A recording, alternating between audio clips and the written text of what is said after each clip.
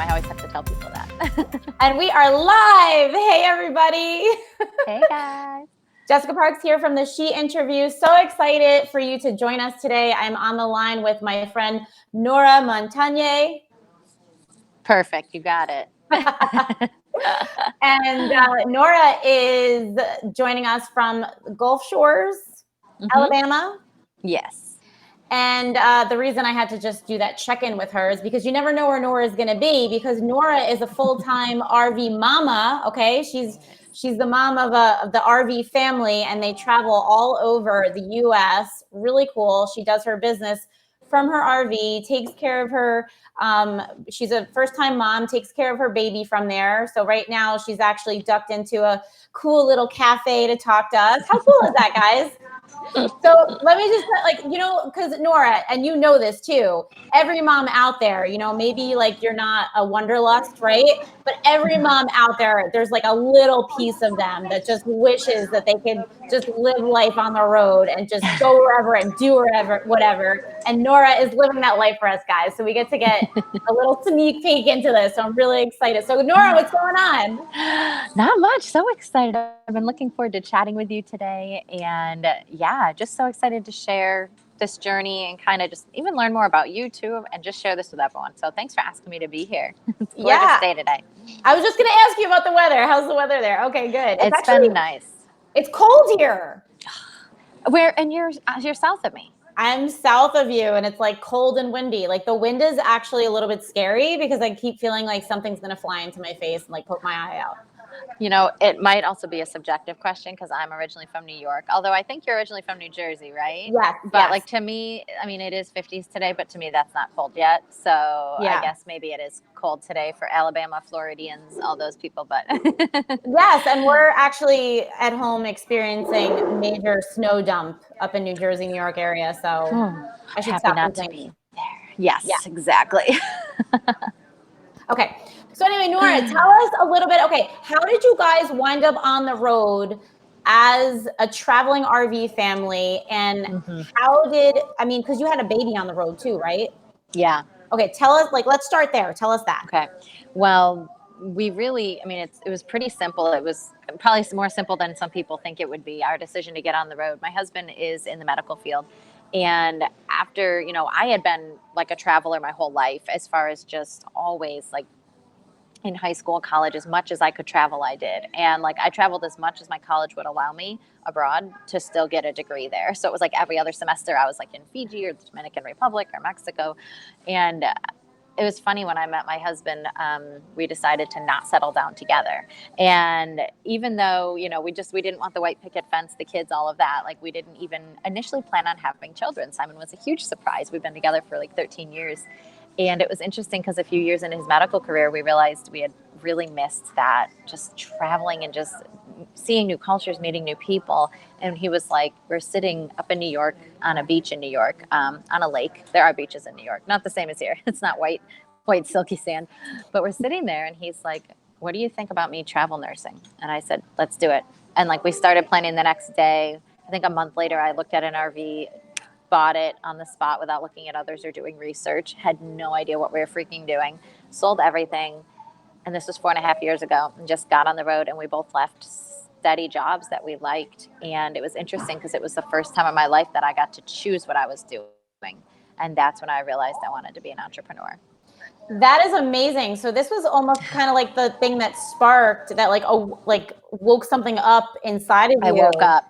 And because what I was going to ask you as you were telling the story was, did you realize that you were letting your intuition lead? Like, was this the first time in your life you were letting that intuition lead? Because now that's a big part of how you coach people, right? Mm-hmm. It is. And at the time I didn't know that that's what was happening, but that is what was happening. Is I think what I said to myself, I didn't say, I want to be an entrepreneur. That's not what I said initially when I got started. I said, if I can be doing anything with my time. We didn't have kids yet. My husband worked, 40 hours a week. I was on the road moving every few months. So it wasn't like, even if I wanted to, it was not practical to get a normal job. So I was like, if I could spend my time doing anything, what do I want to do? And we had just had this amazing transformation in our lives, mentally, physically, spiritually. And a lot of it revolved around becoming educated about using essential oils in our lives. So I was like, I want to teach other people how to do this. And boom, that's when it started. So I didn't know I was being intuitive, but I think the most important thing about our intuition is following and trusting that voice inside us to follow like our deepest desires. And I think a lot of times in society, desire is turned into something that's like negative or selfish, but it's actually that thing that's placed in us before we were born that we're meant to follow. And so when we wake up and we have all the distractions gone and we realize we don't have to do the same thing every day for the rest of our lives, it's amazing, because when I tapped into something that I wanted to do simply because I loved it and I knew it's where I could serve people, that was the birth of my entrepreneurship. So it's kind of cool. That's amazing. And I would say that you're very fortunate in that, Nora, because I think a lot of times people, it's backwards, right? I want to be an entrepreneur. And, through the She interviews and through my coaching, and I'm sure you're probably going to tell me that you have a similar experience. I think that, women say, okay, I want to be an entrepreneur. I want to start up my own business. And they start it backwards. And they're like, what's going to be the easiest to fit in my schedule, or what's the easiest product that I could represent, right? Like, we're very heavy on the being product driven. And that search it's not a self search. It's searching for what we think we're going to be able to fit in. And it's like backwards to the journey that an entrepreneur should really be journeying down. It really starts with finding in yourself what you can give to other people. So the fact that you started off off the bat, I gotta tell you, that takes moxie. Like, that takes guts, because I'm a little crazy. No, you gotta be a little nuts. Because that is scary for a lot of people. We stay away from what we want to do because it's scarier to fail at what we want to do than trying to find something that we think is easier. Yeah. Does that make sense? 100%. 100%. So when you're coaching your women, do you find that like a lot of times they'll like jump around from opportunity to opportunity trying to find that thing? Yeah. It's funny because as I've grown into trusting myself more and stepped into something else I do is I have a role as an intuitive healer. And I really specialize in helping entrepreneurs remove these blocks that we have over us that prevent us, these programs in our life that prevent us from receiving abundance. And a lot of people are afraid to talk about money, and I talk about money very specifically. And what you were describing is like, I actually was just about to write a post about this. So it's funny, the synergy that happens when someone brings something up. But when people chase money or wealth like a butterfly, like if you chase a butterfly, you're not going to catch it. Like it's gonna go up really high. It's going to go, like, you'll never catch it. Whereas if you sit and you're just calmly doing something you love, like maybe you're gardening, maybe you're playing in the sand with your child, you put whatever image you put in your mind. For those of you out there watching this, like, what do you love doing? Picture yourself outside doing something that's just, it brings you so much joy and it's like your deepest desire. A butterfly is very likely to sit and just land on your shoulder and kind of flap its wings a little bit. That's like wealth. So when we think about and we're chasing it, and maybe you jump from thing to thing, thinking this is going to be the next big thing. Well, stop and look at what you were put on this earth to do. How can you monetize that? That's where these awakened entrepreneurs arrive. And we have the honor of being able to impact so many lives because people are like, wait, you're doing something different. It's not just about the money. Money is, for me, it's just a tool to continue to serve better and bigger and wider. You know what I mean? It's not the end game. Right? Yeah. And I think, and it's so funny because so much stuff in entrepreneurship is counterintuitive. I swear, like it's always the opposite of what we. Countercultural, right? So we've actually, I mean, you've told us a little bit about what you do. We've kind of been dancing around it, but why don't you kind of give us the big picture of now what you do? So you had that awakening moment, you started on your journey, and now you've arrived at. Here. I'll share it in the most concise way I know how, which is kind of sharing how I developed into a place where I have 4 different businesses essentially that I move forward all at once. But essential oils, I mean, you heard how I stepped into that. And it was interesting because I didn't step into the business of essential oils until I had a really miraculous healing. My back had been broken twice in serious accidents, and it was like to the point that sometimes I couldn't walk. And I had someone pray over my lower back. This was like now 4 years ago. and I was miraculously healed overnight. It was amazing. It still this incredible experience that kind of blows my mind that it happened. And the next day I heard like the audible voice of God. And this is the only time in my life that I heard it. And he was like, are you done? Like, are you done with your excuses? I've removed that last excuse. Like, this is what I've called you to do. So go do it and stop making excuses. So that's when like the essential oil business actually became a business. And I started teaching and being intentional about it. And instead of just like, just like sharing. And from there, I spent the next 2 years growing that business, and I hit a lot of roadblocks where I realized I didn't understand how to attract like entrepreneurs to me, because I wanted to build a team. I wanted to help other people do this, and not just to share the oils, but to be able to open up some freedom in their lives. And the ones that wanted to get out of that 9 to 5, like I wanted to, and like I did, I wanted to help them get there. I really have that desire and love to just educate and watch other people develop and grow as human beings. So I invested in myself, and you're familiar with this company as well, with a marketing company who the last 2 years have shown me how to grow my influence and how to serve people in a way that attracts them to reach out to me. And so I became very passionate about that as well. And it wasn't that I went from essential oils to that. I added it to what I was already doing. I was like, this fits so well. I can help my team so much more, and I can grow and be like working with people who actually want to work with me. So that became a really strong passion. And I have added a third company this past year, just with a health and wellness company that specializes in something very specific that we all need in our health. And it was cool because I felt like it was easy to add that in because of the people that were in the company that I desired to work with, but also because I have so many wonderful, ideal client people around me that are watching what I do, that it's easy to grow a team for people who want to jump in and like jump into something that is basically already laid out for them. Like, this is how you grow. You need to put the work in, but this is like one of those companies and businesses where it was like people who want to jump in and spend a few hours a week but consistently grow something. This is a great vehicle for them. So I wanted another vehicle where if people came to me and they're like, I want to do the essential oils business, I want to really put everything into it, grow organically, cool. If they wanted something more streamlined that was like, do this, 2 or 3 hours a week and you're going to grow, I have this other opportunity now that I also am in alignment with in regards to their quality of products and their values. And then the fourth thing that I do, I added on this year because it's always been inside of me, and it's something that only this year I developed like the confidence and intuition to step into it. And that's my role as an intuitive healer. And basically, in a nutshell, if that's a new term to someone, what that really means is I have one-on-one appointments where in these sessions I specifically work with entrepreneurs, but I'm open to working with anyone. But I help entrepreneurs to see those barriers and these programs from our childhood that have been basically like this dome over their life that have prevented them from moving forward in their truest calling and really connecting with like their tribe out there, but also awakening that abundance mindset in them, because there are actual energetic programs that prevent us from receiving abundance and wealth in our lives. And we receive those programs in our childhood. So it's just super powerful. And it's one of the things that I have just like fallen in love with doing, and it's always been inside me to do. And this year I finally stepped into doing it professionally, and every session I feel like I heal as much as the client does. So that's what I do. There's no way to sum it up quicker than that. Yeah. Okay. So we have 4 different businesses. So basically, what Nora has done is basically figured out who she is and how she can help people. And it's really expressed and manifested through these different 4 channels. Mm-hmm.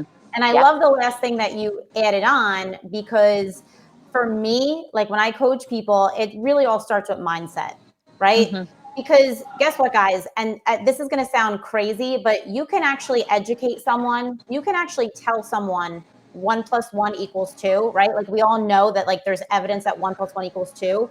But if there's something wrong with your mindset, mm-hmm. you feel like, yeah, it's 1 + 1.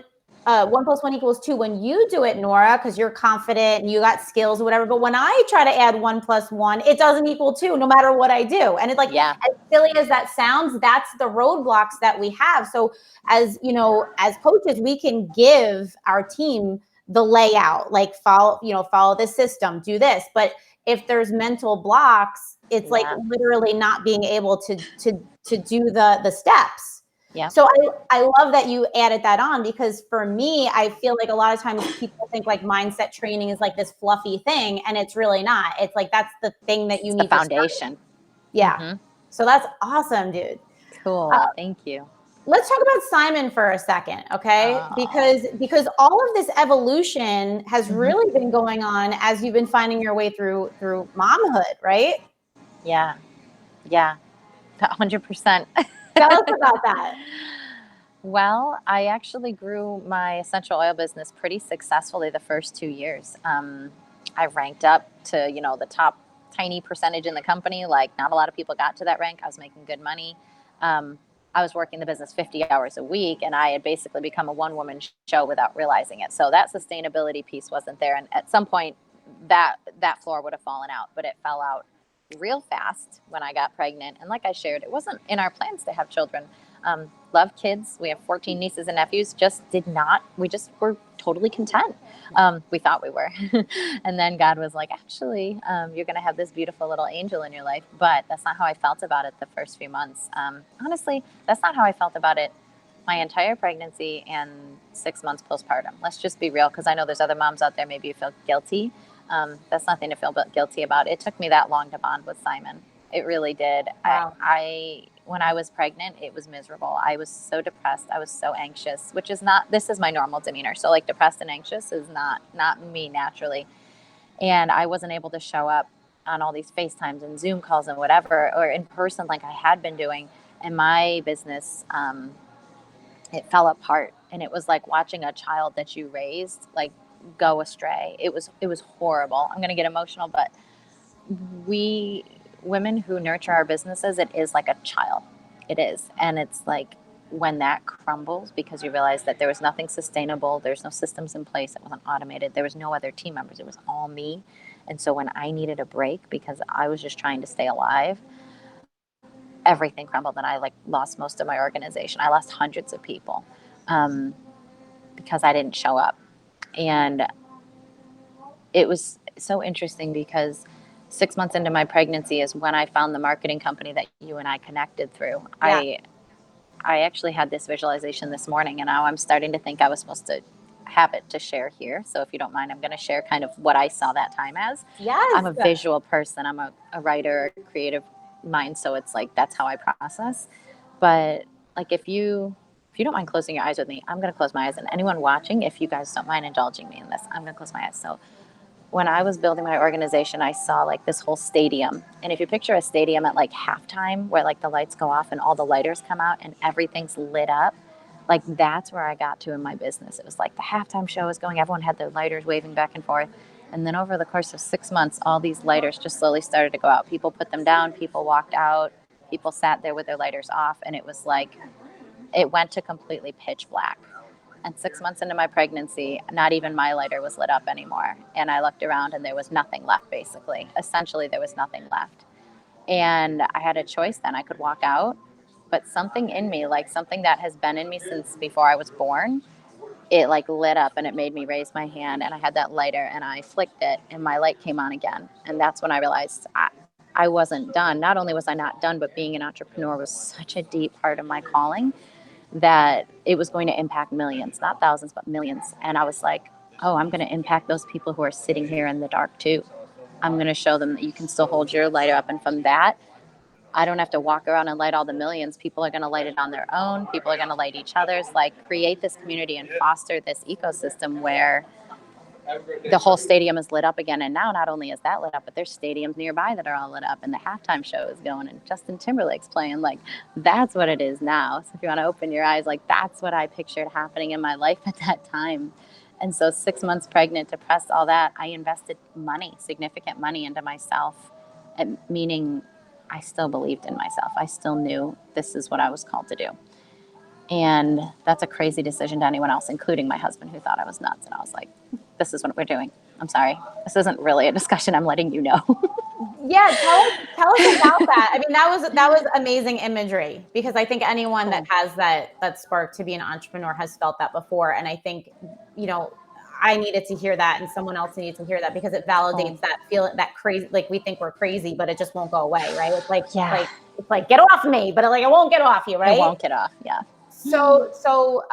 But you just mentioned your husband, and if you don't mind, can you talk a little bit about that time? Like, was there any, how did you guys communicate about your path forward? Because I know part of the thing that does become a roadblock is communicating with our spouses so that they understand, and how can you like still live in harmony with your family and have this other thing that's like, basically pulling you Yeah. so much.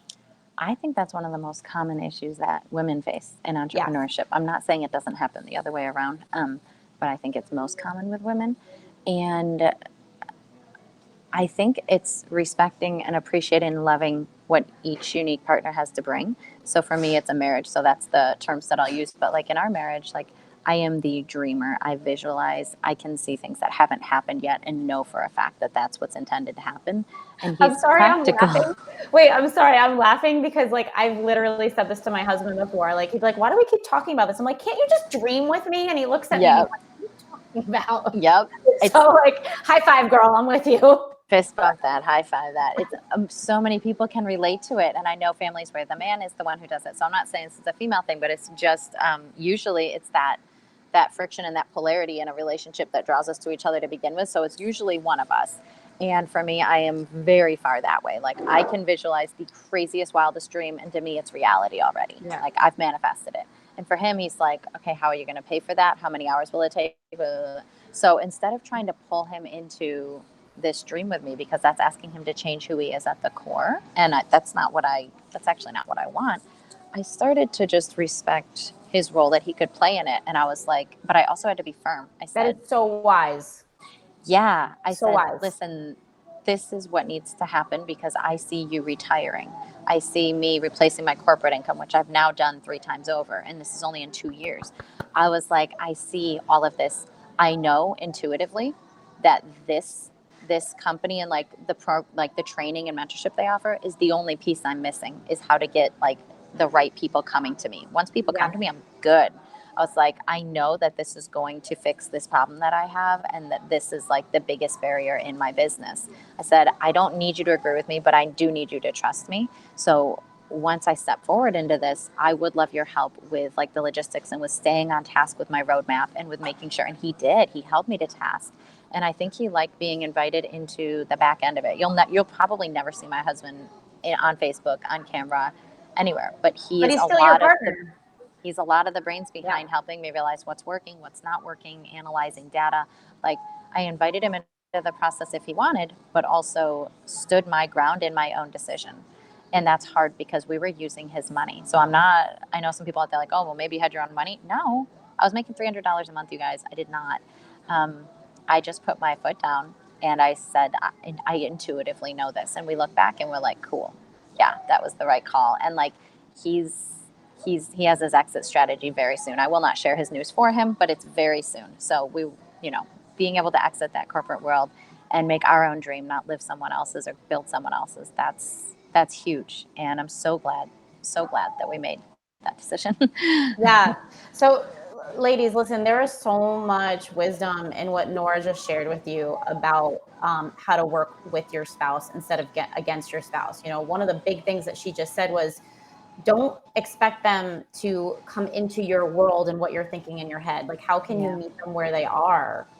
And when you meet someone where they are and you drop those expectations from them, now they don't feel the stress anymore. Because I'm telling you right now, when you're trying to get your spouse to see what you see, they feel an immense amount of stress, and it's actually going to make them push away from you even more. But when Yeah. you allow them to see things the way that they see it, and you meet both ways, right? And then the second thing Nora said was, I don't need you to see it, but I need you to trust me. And she just invited him to support her in the way that he could support her, right? Yeah. So this is not something that happens overnight. Like I've had my own journey with my husband, and we've fought, we've bumped heads, and now we've come to a place that I would say is almost mirrors what you just talked about. Yeah. There was a lot more bucking in the beginning. Like I didn't realize this in the beginning, like you just said. Tough. And then I also see it too with teammates, right? Like we see people that leave the business because they're fighting with their spouse all the time because they're like, my spouse won't let me do the business. They don't understand it. And it could like literally stop you in your tracks. So I Yeah. love that we're actually talking about this, because a lot of times people don't want to talk about what's going on in their marriage. But like I'm happy that you're, able to share that with us, Nora. I thank you so much, because you're Yeah. so helping women right now to understand how to interact with their spouse so that they can both get what they want, right? Yeah. And I think one more piece I'd add to this is something I just recently learned about myself. Because we still, even the past 2 years, even after that, me saying like, this is what we're doing, like, I'd be lying if I said it's just smooth sailing. Like there's so much friction. There has been so much friction just even around the entrepreneurial thing. Even as I'm making money, there's still this shift of like, I was mostly caring for the home. And now we have like, my job now pays for someone to care for the home, which is awesome. But like, even that's like this friction and this mindset shift. But Yeah. what I realized this was just a recent acknowledgement for me last month. The friction all was rooted in I was looking for him to validate me. And he Yeah. wasn't doing that because we're never going to have the same, even I don't care if I'm making millions of dollars a month, our worldview, looking at what I do and how I contribute to our family, will always be different. That polarity is what attracts us to each other. So I stopped looking for validation from my husband, and I found it for me personally, like the way I found it was just in that direct connection to my creator. All right, what is my task today? What is my focus? Who am I serving? That's what I'm going to give my energy. Okay, at the end of the day, I check in. Did I do that? Cool.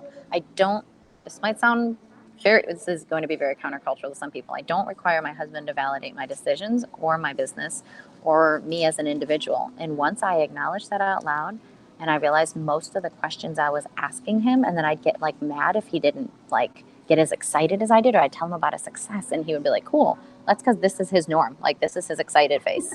This is my excited face. Like, I'm like, why aren't you more excited? Like, I was always seeking that validation. And once I acknowledged that and removed that program from my mind and rewired my brain to say, like, no, he's not where I receive my validation. How codependent is that? I realized, like, our relationship over the last month has been so much easier in regards to business because he's watching me confidently step forward and be empowered. And he doesn't feel the pressure of me needing him to validate me in the way that I receive validation, which is so different from him. So I think that's an important piece of it too. Ladies, you don't even realize the nuggets you're getting right now. Like serious, like nuggets. This is like serious. Okay, like women out there don't tell other women this stuff, and it needs to be talked about. It's amazing. It's awesome. I mean, this is like marriage counseling shit right here. Okay. Okay, Nora, before we sign off, this has just been so amazing. Thank you so much. Before we sign off, okay, so the She Interviews, what we, the heart of what we do is we aim to help women on their mom career journey, the women that kind of lose their identity, get into that identity crisis. Who am I? Now what do I do? What kind of advice from your journey, what kind of advice could you give to that woman that's kind of like Zoolandering out right now? Like, who am I? Like, wait, no, that's from that other movie, the $1 million. I did that wrong. Austin Powers. That's okay. I like both of those references. Who am I? Is that better? Mm-hmm. I don't know. I haven't watched that movie. I love it. Anyway, talk to that woman really quick. All right. It can be really concise with this because it's actually super simple. For that woman out there, for you you're just like, you're floundering and you maybe have 10 different opportunities in front of you and you feel paralyzed at the thought of choosing any one, or do you stay the course with what you're doing, but maybe it hasn't been working financially yet. Pause, give yourself a consistent daily practice of a peaceful mind. I don't care what that looks like. I don't care if your kids are banging on the door and you've locked yourself in your closet for 5 minutes with earplugs or headphones in. Like, prioritize it. Fight like hell for it. Protect it. Do not let anyone take it away. Find out what amount of time for you is realistic. For me, I take an hour every morning before everyone gets up. Where we are here, I walk at the beach. Where we are in Tennessee, I walk in the woods. I use essential oils. I do a little meditation. I read. Those are the times where I connect with God and I'm able to have like super clear direction for the day. Like, what's this next correct step forward? Not correct. I don't actually even like that word. What's the next best step forward for like my highest calling in life and how I serve others? And then I do that and I take any guilt or worry about all the other things I could be doing. And I say, cool, that's not for today. I have my mission for today. But if you don't ever find that quiet time each morning, it doesn't have to be morning, but for most people, that's just what works well, to allow that creativity to flow and that intuition to speak to you. If it's always you wake up, other people need you 24/7, like, you will remain trapped in that inability to make a decision and move forward. And one of my coaches and mentors said, like, it's like pulling back an arrow. Like, if you just keep trying to shoot arrows and you're just like, pew, pew, pew, like, you're not going to hit anything. But if you take time to just slowly pull back that arrow, focus, and really, that time is that like meditation, that quiet, that peace, to really allow your soul to speak to you about what it is that you're put on this earth to do, because everyone deserves to do what they love and get paid for it. That's how I end all my live videos. And there's no exceptions to this. Somewhere along the way, like, we get so scared and we see our lives as they currently are and what we want, and we're like, that is so far away, it looks so different, and we're like, put that back in the box, that is way too scary. Like, no, get that box open, dump it out, get curious, like, stay curious, because you are meant to impact millions, not thousands. You are made to really wake people up. But if you're not woke, you can't wake anyone else up. You're still sleeping. Looking at where you're at and what you deeply desire and staring it in the face, and then saying, okay, what's the next step forward to get there? We woke up, I'd say 5 years ago. Like, this is not an overnight process, but every day I'm in that creative and quiet and peaceful place where I'm able to know, okay, like, give me my marching orders. What's that next step? And I follow and trust that intuition.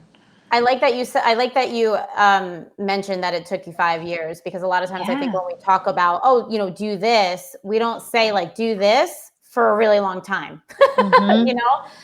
And ladies, if you're watching the other interviews, what Nora said, I love this, because when I ask for the advice, all these successful women that I talk to, there's really a running theme with self-care, meditation, focusing on what's in front of you, but everybody says it in a different way. And I love that. Yeah. But I want you to pay attention to that, because if there's a running theme through all these successful women, right? Like last month we had Katie McBrayer. She sold $30 million in real estate down in Sarasota. And that was one of the things that she talked about, which made her successful. Yeah. So, take this stuff, ladies. Like, these are women that are living their dreams and doing their stuff. And, put these gold nuggets in your pockets. Like, I hope you have lots of pockets from this interview, because Nora just brought like a ton of them. So, and by the way, guys, also, before we let you go, Nora and I are part of the same, the same community. I'm so grateful to be inside that community, because that's how I met Nora. And I've been learning from Nora. I've been learning from our mentors. It's been amazing. Like, if you're here, it just takes you here. So if you want to learn more about Nora's business and what she's doing, or you want to learn more about the community, reach out to Nora or myself. We'll be happy to talk to you more about it and get you hanging out with us, because we have a really good time, right? Yes, we a little too much fun, possibly. Nora, thank you so much for your wisdom, for your time. And we will see you all next time on the She Interviews, guys. Thanks a lot. Yeah. Thanks, Jess. Appreciate it.